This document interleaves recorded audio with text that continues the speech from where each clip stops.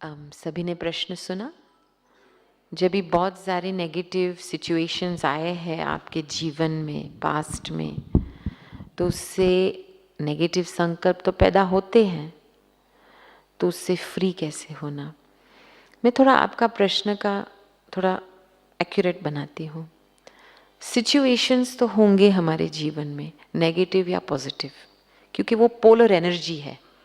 Human energy duality, दुविधा की energy है। कभी कभी खुश, कभी गम, कभी प्रेज, कभी डेफमेशन, कभी विक्ट्री, कभी डिफीट। ये एक नेचुरल एनर्जी का फ्लो है, ठीक है। लेकिन हमने जब भी बहुत समय एक नेगेटिव सिचुएशंस में पास किया है, तो क्या होता है, हमारे में दुख भरता है। You understand? I am just taking it slowly. तो वो दुख, वो नेगेटिव सिचुएशन का जो प्रभाव है, औरों के संकल्प जो आए हैं आपके प्रति, वो दुख नेगेटिविटी को रिसाइकल करता है। इसीलिए नेगेटिविटी से फ्री होना है तो दुख को मिटाना है। Gate my point?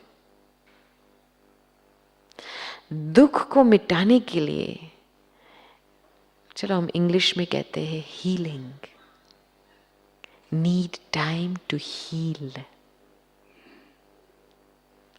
ये आती है आत्मा परमात्मा के संबंध में। जो आप रियली इतना, आप एक बच्चा, छोटा बच्चा बन जाओ और परमात्म शक्ति आप अपने मन में लेकर के आओ, तो वो शक्ति एक ब्लॉटिंग पेपर बन जाती है। पता है, जब इंक जब पेपर में आता है तो ब्लॉटिंग पेपर डालते हो ना, इंक को हटाने के लिए। परमात्मा की शक्ति ऐसा काम करती है। पूरा आत्मा में जो दुख दर्द होता है उसको ब्लॉट आउट कर लेती है। इसीलिए उस संबंध को टाइम देना बहुत जरूरी है, बहुत जरूरी है। You need time out with your parent. चूस लेंगे, गारंटी है, लेकिन ध्यान चाहिए।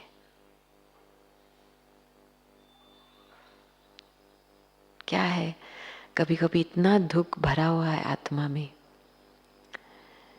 कि हम फेस नहीं कर पाते, खुद को फेस नहीं कर पाते।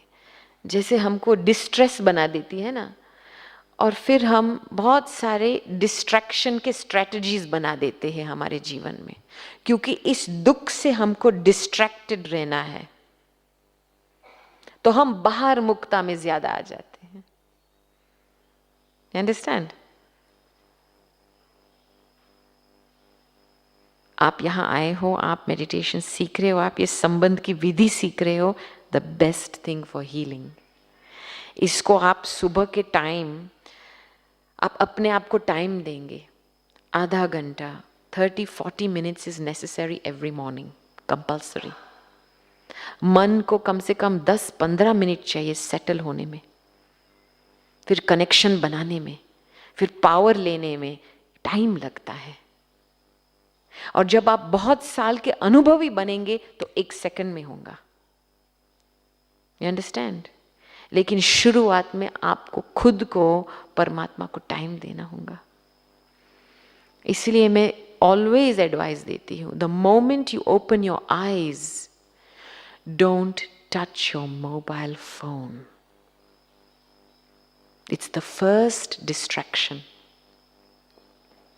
गुड मॉर्निंग सोल के बिना, गुड मॉर्निंग गॉड के बिना, गुड मॉर्निंग मोबाइल फोन होता है। और तुरंत आपकी मन की एनर्जी 10 बातों में एंगेज हो गई, प्लग इन हो गई, फिर वही चलती है बात। The can't focus in the day, शक्ति नहीं ले पाएंगे, क्योंकि कर्म फिलॉसफी के आधार से आपने पहले ये छेड़ा। कर्म फिलॉसफी के आधार से आप पहले भगवान को याद करेंगे, he is responsible. You understand? Very subtle.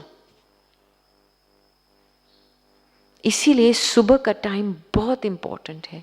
आप एक वीक के लिए घर जाकर के इस बात को ट्राई करो, आप देखो सारा दिन का मूड कांस्टेंट रहेगा।